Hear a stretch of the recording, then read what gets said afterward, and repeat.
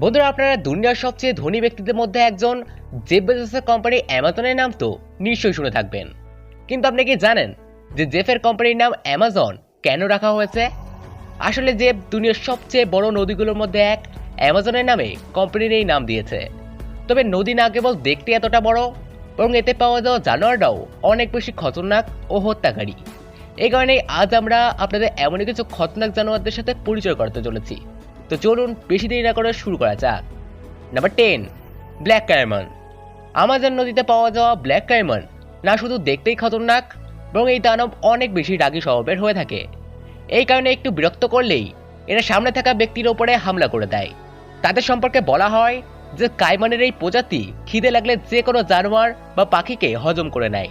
এখন সেটা অ্যানাকন্ডার মতো ভারী সাপই হোক কিংবা কোনো বড় আকারের জানোয়ার। প্রায় 6 মিটার পর্যন্ত লম্বা এই জীবদের শরীর আর এদের আক্রমণতার কারণেই এদের আমাজনে থাকা সবচেয়ে খতরনাক শিকারী মানা হয়ে থাকে। Number 9, green anaconda. বন্ধু, আপনারা নিশ্চয়ই শুনে থাকবেন যে গ্রিন অ্যানাকন্ডা না কেবল দুনিয়ার সবচেয়ে বড় সাপদের মধ্যে একটা, বরং এই সাপ খতরনাক শিকারীও হয়ে থাকে। এই কারণে এদেরকে আজকাল KP-12 থেকে শুরু করে হরিণ আর অনেক সময় তো চিতাকে পর্যন্ত হামলা করতে দেখা গেছে। এই কারণে এদের সামনে মানুষ তো কি, এবং বড় থেকে বড় জানোয়ারদেরও ঘাম ছুটে যায়। আপনাদেরকে জানিয়ে রাখি যে পুরুষ গ্রিন অ্যানাকন্ডার লম্বায় 3 মিটারেরও বেশি বড় হতে পারে। সেখানে দাঁড়িয়ে স্ত্রী অ্যানাকন্ডা পুরুষের তুলনায় বেশি লম্বা হয়ে থাকে। এই কারণে এদের ওজন 250 কিলোরও বেশি বেড়ে যায়। তবে আপনি কি কখনো এই সাপেদের ব্যাপারে শুনেছেন? তা আমাদের কমেন্ট করে অবশ্যই জানাবেন। Number 8, arapaima. আমাজনে পাওয়া যাওয়া এই জীবেদের নাম পড়তে যদি আপনারও মুশকিল হয়ে থাকে, তাহলে আপনি একে পিরারুকু নামও ডাকতে পারেন। অনেকটা মাছেদের মতো দেখতে এই জীব দিনের অধিকতর সময় জলের কিনারায় থেকেই কাটায়, যাতে সহজেই শ্বাস নেওয়ার পাশাপাশি নিজের শিকারকে হজম করতে পারে। প্রায় 2.7 মিটার পর্যন্ত বড় হওয়া এই জীবেদের ওজন 90 কিলো পর্যন্ত ভারী হতে পারে। আর এদের খাবারে ছোট মোটো বাচ্চারা অনেক সময় পাখিদের শিকার করতেও দেখা গেছে। বিশালকায় শরীরওয়ালা এই জীবেদের ব্যাপারে অনেক কম লোকই জানে। এই কারণে আমাজন নদীর কিনারে থাকা এই জীবেদের উপরে যখনই কারো নজর পড়ে, তখন সামনে থাকা ব্যক্তিটির বুক থকপক করা শুরু করে দেয়। নাম্বার 7, জায়ান্ট ওটার। ওটার্সদের অন্যান্য প্রজাতিগুলোর থেকে আলাদা জায়ান্ট ওটার অনেক বড় আকারের হয়ে থাকে, আর এদের শরীর 2 মিটারের কাছাকাছি বড় হতে পারে, যা ওটার্সদের অন্যান্য প্রজাতির তুলনায় অনেকটাই বেশি।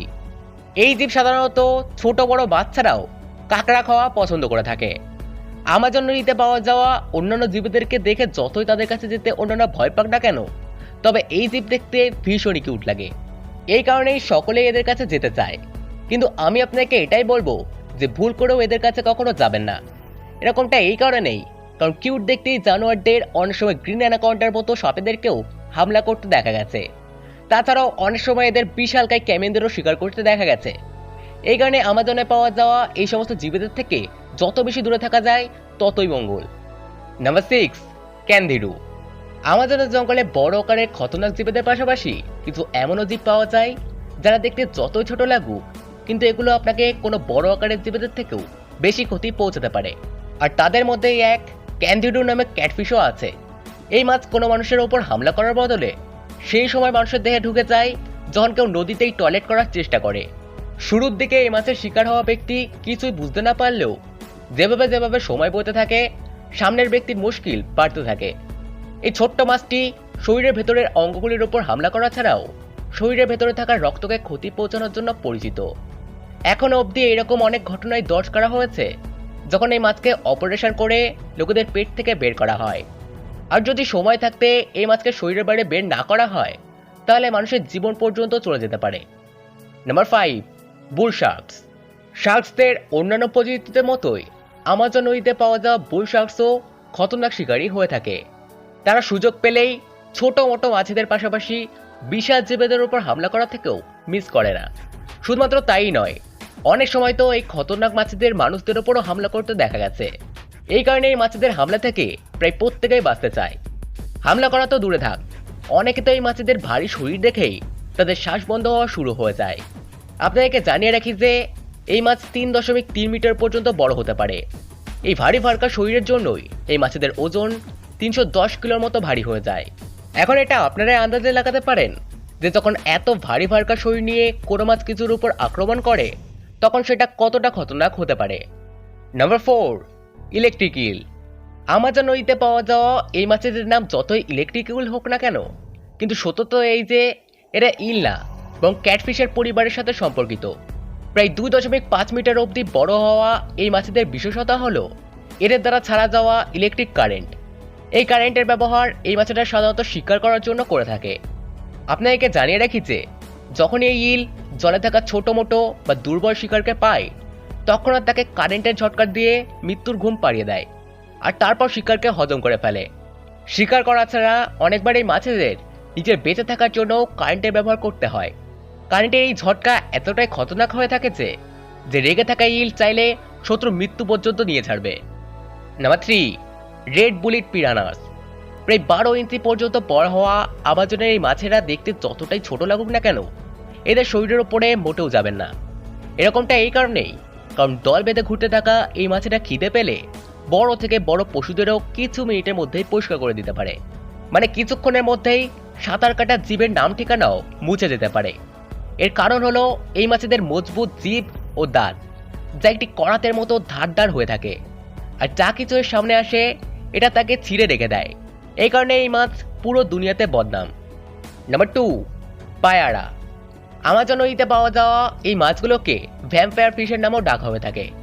এরকমটা এই কারণেই, কারণ এই মাছেদেরকে দেখতে কোনো ভয়ানক স্বপ্নের চাইতে কম কিছু মনে হয় না। এরা যত বেশি ভয়ানক হয়ে থাকে ততটাই খতরনাক শিকারিও মানা হয়, কারণ 1.2 মিটার পর্যন্ত বড় হওয়া এই মাছগুলো সুযোগ পেলে তার চেয়ে অর্ধেক আকারের জীবকে খুব সহজেই চিরে ফেলতে পারে। এই মাছেদের বিশেষতা হলো এদের জিভ আর এদের দাঁতের বিশেষ গঠন।